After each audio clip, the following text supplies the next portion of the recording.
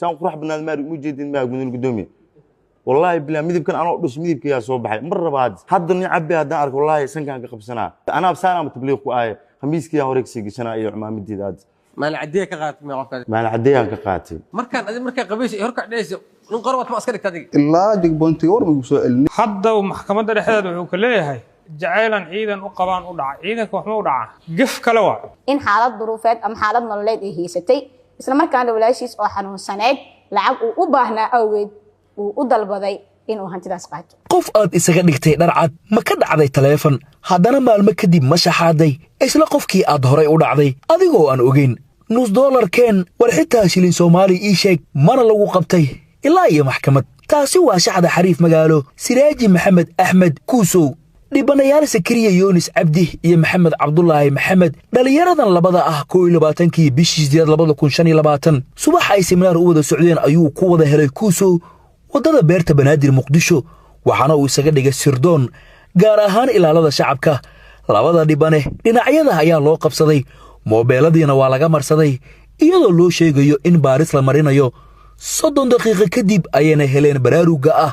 in la maray maalintan oo ay eber u soo baxday si kastana suurtagal waa noqon weysay in la helo wax tixraac ah waqti kadib mar kale 29kii bishii 9aad 2025 ayaa la isaga hor yimid Sebiano waana dhibane Sakariya Yoonis oo arkay xariifkii ka qaatay taleefankiisa ee eedeysana Kuusow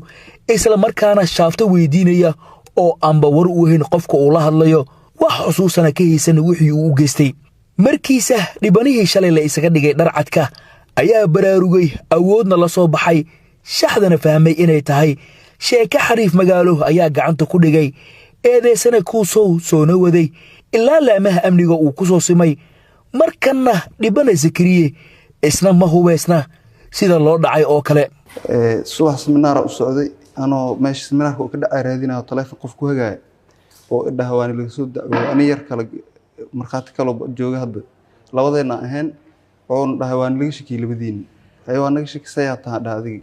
jeeda ka tirsan oo eedeena wasugida ay way dhamataa ere waxa tus saacadeyn in eed ka tirsan taa ku aaminaa yar kala la socdo geesu istaagay kala la socdo askaliis ma ahayn marka yarkiya inta wax uu kusnaa isiri labadood deeyin eedi waaye waxa lagu sameeynaa ma jirtee hore u raac ay wixii meesha yaal soo tus anna wax isku hubino qalad wadankiina meesha magaalada ku dhaqmay waa marka waa raacay oo igee boosh intuu meesha igeen taleefanka oo qaado taleefankii ma ka rabtaa eri eedad ka tirsan tahay magaalku waa wada joognaay eed meesha ciidanka u joogan igee oo idhaha waxaas ma jiraan keen taleefanki saas ma aha eedan ka tirsan tahay oo taleefanka qaado oo iga qaaday oo igee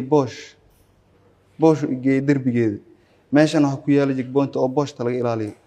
marka waxa isir maadaama meesha jigboonta tahay ilaalada meesha joogan taleefankaada meesha geynaa laakiin tuug oo ahaayo wax oo meesha geynaa ma jirin taleefanka oo qaaday oo furan furu idhaa taleefanka idikaara gadaal ugu jiray idikaarada ay soo celiyay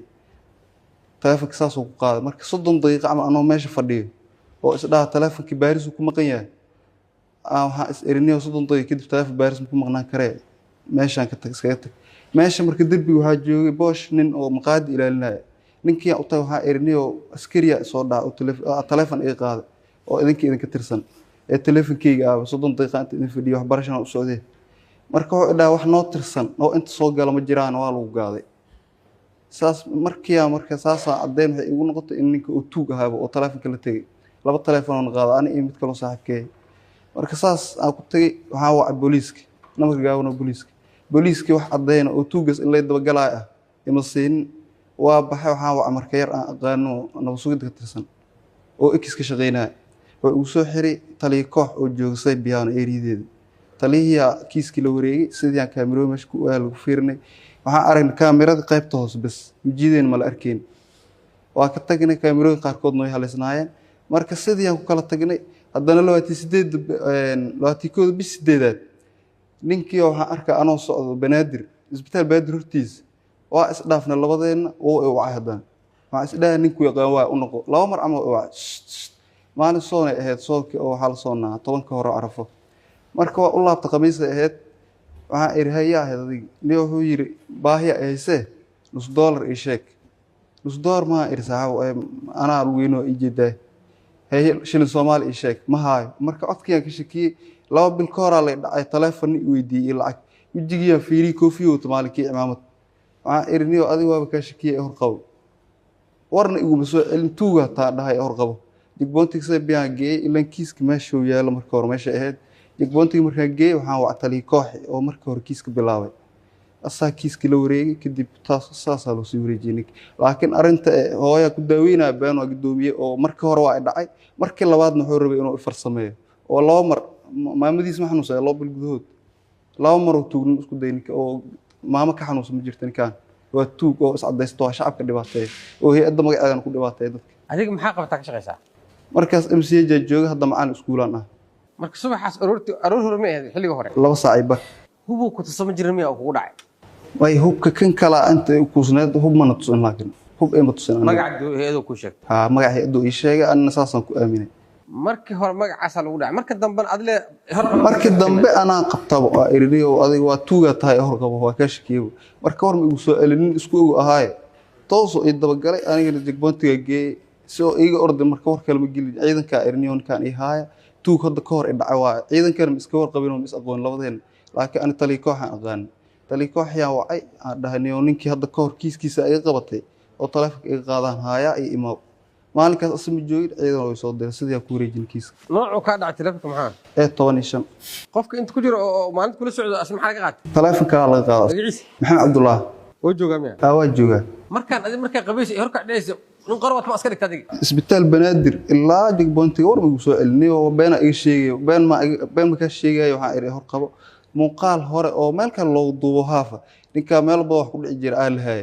muuqaalkii marka sida lagu tusiyay markii meesha aan geeyay sidii uu ku qabtay laakiin intii aan jigboontiga u waday war ma igu soo celin waa hor qabtay 3 bisha lixaad taariikhda markii ahayd aniga yar kale soo socon oo seminar u socono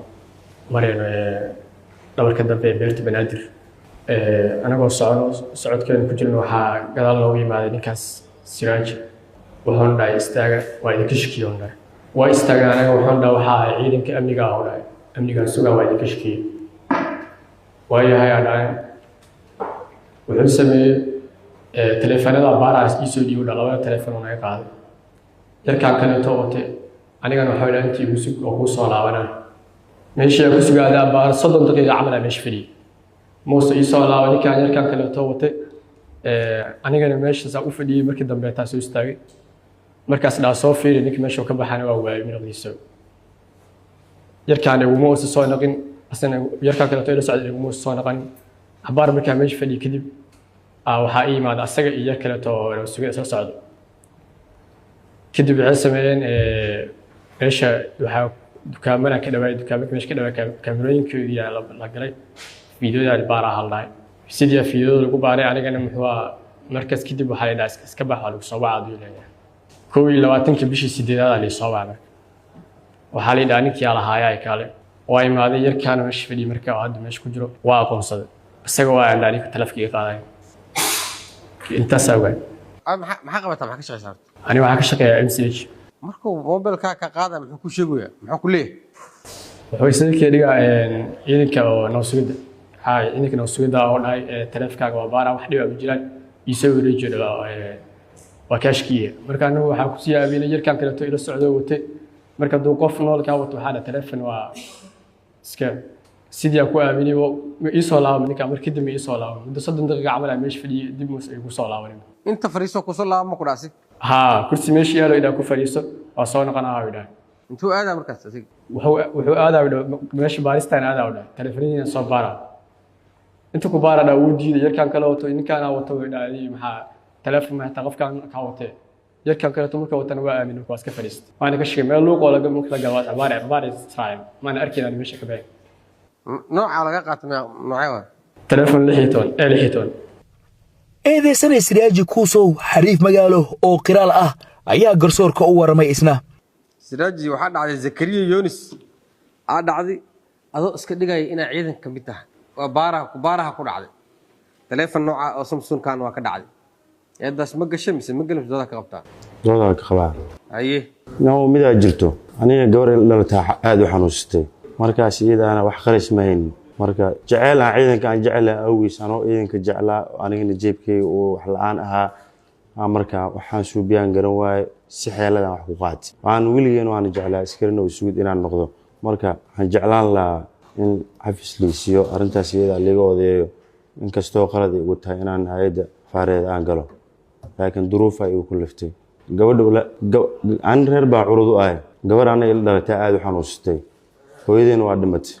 aabeena gobol joogaa biyo iska shiidaa xulbadu shiidaa asaga xataa xumaysto qof iska xanuunsan waa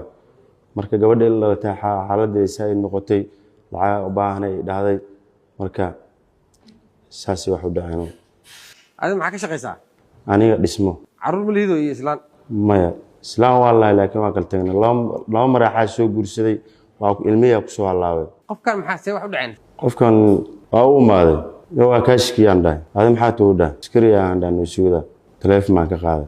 halkaas meeqa mar asaas yeeshay maya wax hore ma jiro markii ugu horeyso markii ugu horeyso mobilka waa kaashkii mobilka waan baarayaan dhahay waa baaraha tiri haye mobilka ii dhiibo marka sidii aan ku qaatay aniga mobilkii waan gatay mobilka marka waan gatay Soomaa waa gatay lacagtii abaayaan u tuuray qaarna anaa qaatay intee laga hay abaayada intee laga hay intee xanuunaysa abaay saa'id kaliya xanuun badan ahay adiga inta ku dhalatay xamar hadda ku dhalatay daa ciidanka jacashaas waa geli karta ma dhowr mar waa jirtaa oo ani ciidan inaan noqdo aan isku dayay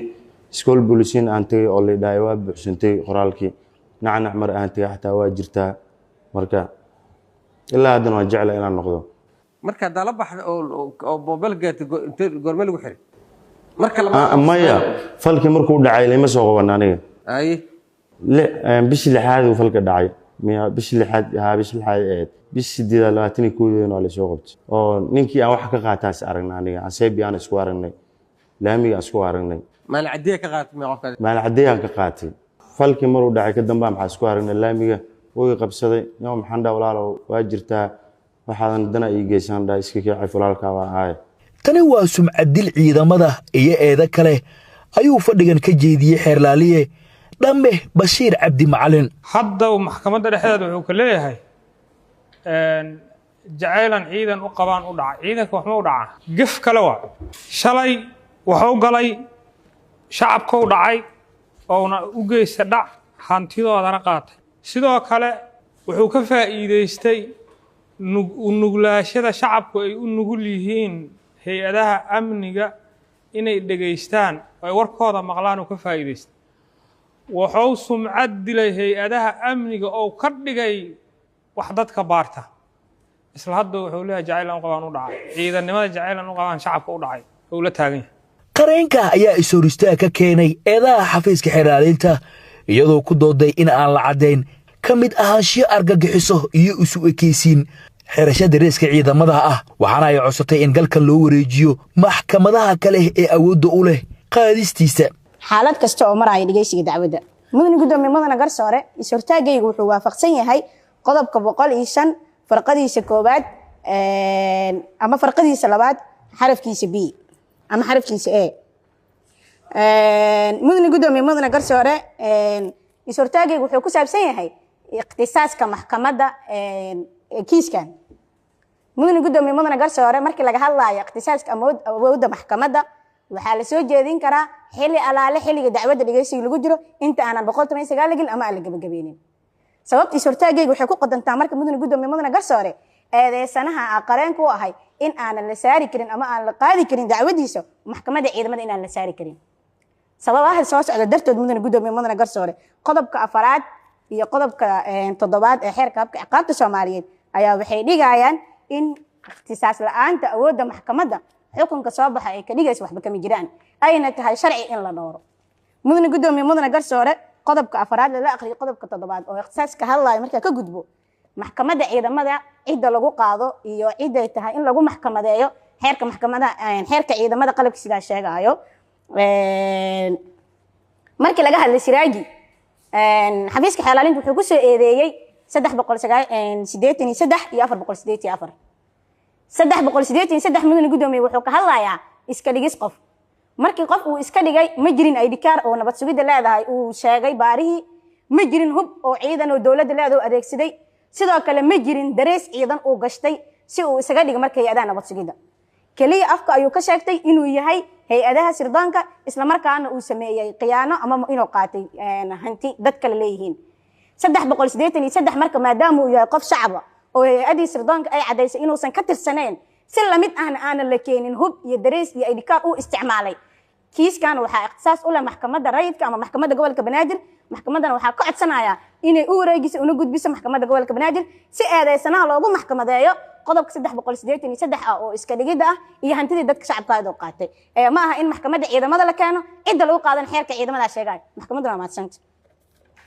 xeeraaliye Bashiir Cabdi Macalin waa soo rogaal celiyay isagoona ka dhawaajiyay in ciidanka la matalay aysan qaadan wax dareys ah iyo hub muuqda isagoona soo jeediyay in dacwadda la sii wado ha ahaatee waxa uu iska dhigay gaar ahaan ilaalada shacabka mana qaataan hub mana qaataan dareys sidoo kale qaarkood ay dhikaar xataa ma laha si uu u faa'iideysto shacabkana u dhibo una sumcad dila ciidamada noocaasa ilaalada shacabka cidii magaalada martaa taqaano qof dadka ka taqaana ma jirto waa dad iska caadiya waliba xirfadoodii u isticmaalay qofka markii ay arkaan ay qabtaan ayay waxay dhahaan taleefankaaga la baara waa la sawiraa guruubo ay leeyihiin iyo kuwa ayaa dadka la dhigaa qofkii la aqoon waaya la yiraahdo markaas waa laga shakiyo qof waco waxuu iska dhigay ayagii waxuu isticmaalay xirfadoodii isla shaqadoodii isla waxay qaban jiraan tilaabtii qaadaan oo la qaado ninkaas waxaa dhibana ka sokow shacabka Soomaaliyeed mar labaad hay'adda nabad sugidda sirdoonka qaranka mana ahan inay maxkamad reed ka garnaqdo mana fahmi karto oo mana taalo waxaan maxkamadda ka codsanaa inay qareenka ku diido is-hortaagiisa aan gabagabeyso dacwadiisa maxkamadda waa mahadsanta gudoonkii waa amray sii socoshada dhageysiga baraha sirdoonka qaranka uga wakiilka galkan ayaa isna la dhageystay natiijada macluumaadka baarista ku-xigeenka xeeraaliyaha guud ee ciidamada qalabka sida dhamme Bashiir Cabdi Macalin ayaa maxkamadda ka codsaday in eedeysanaha lagu qaado qodobada eedda si aan mar kale loogu dhiiran falka noocan ah waxaan maxkamadda si xushmad iyo qadarin leh kaga codsanaynaa in eedeysanaha maxkamadda hortaagan maadaama aan cadaynay isaguna oo qiraal yahay inuu iska dhigay ciidamada inuu sumcad dila ciidamada inuu dhacay shacabkii inuu mar labaad ciidamada oo sumcad dilay oo maxkamadda mar labaad ka hor yiri jacaylan ciidamada u qabaan shacabka u dhacay waxaan maxkamadda si xushmad iyo qadarin leh kaga codsanaynaa si aysan u dhicin in la aamini waayo ciidamada 24 saac ay jidka taagan yihiin waxay u taagan yihiin inay sugaan ammaanka shacabka magaalada ama shacabka Soomaaliyeed aaminaad ciidankaas magaca nisa ilaalada shacabka dharcad la aaminayay yaa la isugu dhiibay loogu dhiibay hantidooda ugu dhiibeen waa u gambaday si aan dadka sidiisa ah ama dadka isaga la midka ah aysan ugu dhiiranin si ciidamada aan looga aamin bixin oo qofkii ciidan aan ahay yiraahdo oo ciidan u ahaado waa ima inuu wajaho ciqaab adag waxaan maxkamadda si xushmad iyo qadarin leh kaga codsanaynaa in eedeysana ay ku xukunto qodobada aan ku soo eedeynay oo lala akhriyo 39 xeerka ciqaabta Soomaaliyeed maxkamaddu waa mahadsantahay qareenka eedeysanaha ayaa maxkamadda ka codsatay in muwakkilkeeda loo qiimeeyo duruufta nololeed ee haysata isla markaana ay ku weyso dambiga mudane gudoomiye mudane garsoore markii aan ku hormaro si waafaqsan qodobka 162 oo ka hadlayo shakhsiyadda eedeysanaha in laga hadlo ka hor dambiga iyo kadib dambigaba mudane gudoomiye mudane garsoore ma jiro record dambi oo eedeysanuhu leeyahay oo xafiiska soo bandhigeen maxkamadan lala wadaagay wuxuu ahaa ka hor falkan muwaadin iska xamaasha isla markaana dhoora una hogaansama shuruucda iyo nidaamka dalka ka jira mudane gudoomiye mudane garsoore muwakkilkayga ama eedeysanaha maanta maxdarka dacwadda garmaqalkiisa la qaadayo xafiiska xeerlaalinta wuxuu ku soo eedeeyay dhowr qodob oo kala duwan waxaan rabaa anigoo sharciga iyo habraaci tilmaamaha looga rabay in la dabaqo ka aadaya waxaa rabaa inaan falanqeyn yar ku sameeyo qodobada eedda iyo tiirarka dambiga xiriirka ka dhaxayn karo iyo eedda qodobada uu ku eedeeyay xafiiska xeerlaalinta iyo dhacdadu ma isqaadan karaan mise ma isqaadan karaan si marka muwakkilkayga loogu eedeeyo dhacdada maxkamadda horteeda laga sharaxana aan u faaqno mudane gudoomiye mudane garsoore ma dhameystirmay tiirarka qodobkan ee aan sheegay ee ugu horeyso in la adeegsado xoog dhibanayaal ay imaadeen mudane gudoomiye mudane garsoore sakariye iyo yar kale oo dhibanaha imaadeen uu xafiisku sheegay in dib loo geystay maxdarka dacwadda waxay ka sheegeen oo gudoomiyihii garmaqalka weydiiyey hub lagu la soo baxay lagu adeegsaday ma jiray maya xoog lagu adeegsado ma jira maya wuxuu sheegayba in kursi loo dhigo la fariisiyo la yiraahdo sii naso in aan la jir dilin dib kaleeto loo geysanin la cambuusin la yiraahdo meesha fariisiyo ku naso hantidiina laga qaatay marka sidee loo dhihi karaa 484 loo geystay oo dhaca ma jirin toorey la keenay baari wuxuu yiraahday toorey lagu soo qabto ma arkin qoray lagu soo qabto ma arkin biskoolad ma arkin dhibanayaashu waxay dhaheen ma arkin oo nolol kuma handidin intaas oo huba xafiiska xeer ilaalinta marka dhibanayaasha dhibka aysan sheeganaynin oo isagu arkay maxay tahay mudane gudoomiye mudane garsoore hubka uu sheegayo leeyahay dhibkan waa loo geystay dhibanayaasha hadii loo qaban yaa loo qabtay hadii baari uusan la kulmin uusan arkin maxay ilaaliye kaliya arkay waa may mudane gudoomiye mudane garsoore markii laga hadlaayo buugga xeerka ciqaabta 565 article ka kooban yahay waxaa loo baahan yahay dhacdada iyo qodobada eed inay isku sidkanaadaan xogta dhacdada ama falka dhacay wax yar hadii aan la fiiriyo tirarku way iskala duwayaan marka qofkan si qodob walba ciqaabta ku xisan oo u qaato dhacdada iyo qodobka hal iswaafajiyo sharciga sheegay oo faray mudane gudoomiye mudane garsoore marka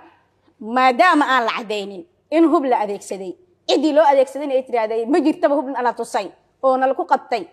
sidaasi darteed mudane gudoomiye mudane garsoore waxaa gabi ahaanba meeshaas ka baxaayo qodobka 484 oo ma jiraba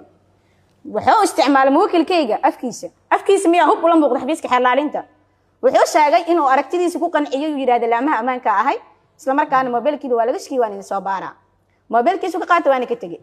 awood kale uu isticmaalay ama dhibaato kale uu gaarsiiyay ama waxyaalo kale uu gaarsiiyay ma sheegin baariina ma sheegin dhibanayaashiina cadaalad dalbayayna ma sheegin sidaas darteed qodobka 484 mudane gudoomiye meesha ka baxa xeer ilaaliyaha waxa uga dhaweey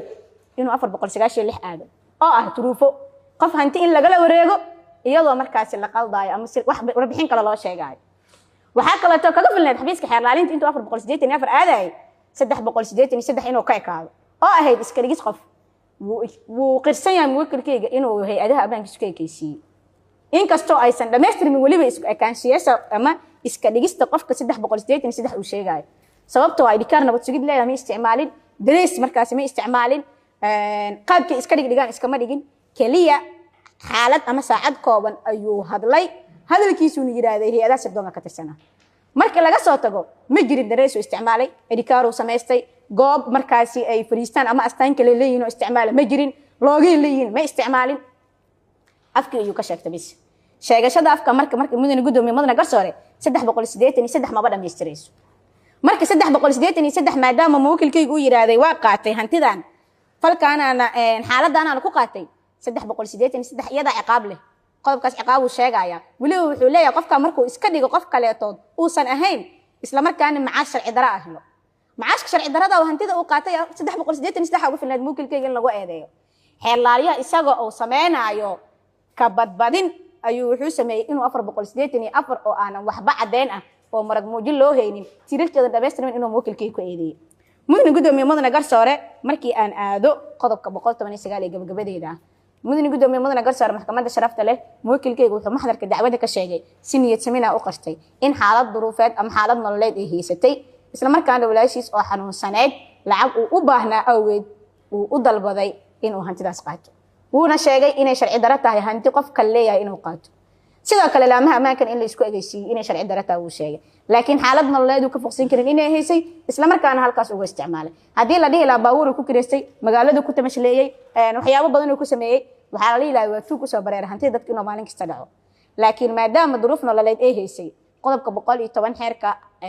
habka ciqaabta Soomaaliyeed wuxuu ogol yahay mudane gudoomiye mudane garsoore marka eedeysana la ciqaabayo ama qodob lagu soo eedeeyay la rabo in ciqaabtiisa la saaro in maxkamaddu ay qiimeynayso duruufaha ku gadaama qofkaas eedeysanaha ah markuu dambigan geysanayay xaaladiisa nololeed shakhsiyadiisii duruufihii ku xirnaa intaba maxkamadduna waxaa ka codsanaya in qodobkaas ay u qiimeyso maadaama uu sheegtay duruuf nololeed sidoo kale doodna ay ku weyso maxkamadda qodobka 484 ee xafiiska xeer ilaalinta uu ku soo eedeeyay oo aanan wax cadeyn ah in marag muujin loo heynin sidoo kale mudane gudoomiye mudane garsoore wuxuu muwakkilkaygu sameeyay fariin amni oo ah in hay'adaha ammaanka la isku ekaysiin karo iskuna ekaysiin karaan kooxaha argixisada ama nabaadiidka iyagoo markaas xog ka raba dadkii kaleetood ee muwaadiniinta ahayd caqabadeyni karaan muwaadiniinta inay u hoggaansamaan awaamiirta hay'adaha amniga waa sax waana sharci laakiin inay iska feejignaadaan oo ay sameeyaan cidda ay xogtooda ama sirahooda la wadaagayaan inay yihiin laamaha ammaanka in kale inay ogaadaan lagu soo dhex dhuuma karo laguna sameyn karo carqaladeen taas fariin ah ayuu diray sidoo kale mudane gudoomiye mudane garsoore laamihi amaankana way ku baraarugeen oo hay'adii sirdoonka ma dhici doonto mar kale in markaas la isku ekeysiyo ama qof shacab la yiraahdo hay'adii sirdoonka ka tirsan asigoo aan iska xaqiijinin taas mudane gudoomiye mudane garsoore markii laga soo gudbo maxkamadda sharafta waxaa ka codsanaya muwakkilkayga inay ku weyso qodobka 484 uu xafiiska xalaalinta ku soo eedeeyay uuna keeni waayo cadeymo muujinayo oo waafaqsan qodobka 110 163 qodobka 383na ay u fiiriso ciqaabtiisa qodobka 110 oo sheegaya in la qiimeeyo duruufaha ku xeeran qofka muwaadinka markuu falka geysanayo maxkamadana xoriyadiisa u celiso maxkamadana waa maasanta eedeysane kuusow oo fursad loo siiyey inuu maxkamadda la hadlo gebagabada galkan ayaa codsaday in maxkamadda ay xaliso isla markaana ay ka bixiso hantida maqan ee loo haysto sidaa jahay mudane gudoomiye maxaa ka fahantay dood dhegeysiisamo waa dhegeystaa yow aniga horta saa wax u sheego waa waxaan duruufa ii geystay marka nin dhalinyaroo qalad galaa ma fahanti marka haddana maxkamadda waxaan ka codsanayaa inay arrintaas iga xaliso say u xalay macna shay waxaan leeyahay teleefanada ka qaad dadkan ma maxkamadda waa ka codsanaaba inay iga bixiso iga xaliso arrintaas iyada Kenya ka timid miya maxaa dhacday qax ee wax inuu dhacay hadda ka hor yacnaha oo xagga aan aadnay oo xagga aan soo joognay buufs Mareykan wax saas intuu mar noo soo baxaya imtixaankii aan ku dhacnay marka inuu maxaa jiro ani abti waadan oo dibadda jiro oo aniga dhalinyaro iska ay dhalinyarna waa ogtahay waqtigan la joogo balwadi iska isticmaalaan marka dhowr mar ila hadlay balwadi iska dhaaf u dhaaniyo oo tabliiq waxa iska raaco xal badan aan ku qabanaa wallahi kulleeto ayayaa xanuustay xaaladaysa ay noqotay dhobley meel laan soo degnay dhobley sidaan u joognay hooyana way nooleed markaas hooyaa saaid u xanuunsan doonto ismaaya imaana marka milki kulli ismaaya markaa imaanay mid abti ani ugu aadanaa hay'ad iyo wax saas haystay cabdi jalaal la reex maayowa hay'adiyaan ka shaqeynay $200 aan bishi qaadanay ayadiyaan san u soo wado $150 si jir $100 ana kareeban jiray $150 ayay hooya kala goosan jireen hooyo way xanuustay xaaladaysa ay noqotay way dhimatay daryeel hospital meel ismaayo ku taalay ku dhimatay anaa ka duceystay ayay hooyo waa aasay ka dambe hadana ayaa dhiikaris koray qabtay dhiikarkiis kortiya breles ka dhigay breles markuu ka dhigay ka dambo maamada xanuunkeeda saayid noqotay abtiya muxuu dhahay habarra ili jirtay markaas yaani ilma ay habarraana abti muxuu dhahay xamar loo qaado dhahay maamada xamar hawadeeda u fiicana xamara sidii ku imaanay Dimeer hospital meel laha geynay xaaladeeda saayid noqotay asiga xamar maada markii wuxuu dhahay niyow maamada xaaladeeda saayid waayo hindi aan qaadaya u dhahay soo ninkaas sheegay hindi waxa maqlaysaa mulaa hindi loo qaaday hindi markii loo qaaday maamada 2 isbuuc markii ku jirtay okay noqotay ka dambo tiribal ma celin karo meeshii ku gooday maamadii maxaa dhacday marka intii maamada la qaaday oo hindi ii jirtay aabeeyaan u baxay ayidii aabaha hadan u tagay ayidii aabaha hadana aan ka soo duceysto cabaar aan la soo joogay cabaar marka la soo joogay ka dambo markii aan soo baxay oo la idhay tacsida ayida hooyaa dhacday markii la idhay waxaan mar aan saa u maad hadana maxaa la idhay ayida aabaa dhimatay hadana waxaa meeshaas ku wada kulmay laba tacsi marka wallahi mudane gudoomiye xaaladii saas waa in aan duruufo saayid u soo koraa ahay ma fahanti marka maxkamadda waxa ka codsan lahaa in arrintan iga xaliso tabliiq hadda waa inaan raacay aan horta balwada isticmaalay aan ku dhumay wax adoo raaliya hadda balwad ma rabo meeqa bilowda xirna mudane gudoomiye aniga qaada isticmaali jiray sigaara isticmaali jiray wax kale ma isticmaali jirin hadda ma rabo saan qurux badnaad ma u jeedin ma mudane gudoomiye والله بلا ميدب كان أنا أقدس ميدب كيا صوب حي مرة بعد حد إني عبي هذا أعرف والله سن كان قبسنا من ربع إنا كل نقطة حتى أنا وداد نقطة ما شاء الله هذا السؤال تكنا والكارت اللي بدني وحكي له أول كلام بالله حتى أنا بسنة متبليغ وآية خميس كيا هوريك سيجي سنة أي عمام الديداد توجد ما نقول والله بدعس قدوميها محكمة درجة كوادي عيد ماذا قال الكسيدة أيانا وقدام بين فردقان سوحري عاد افتاح خيار ورباهي تقرنكا مقدشو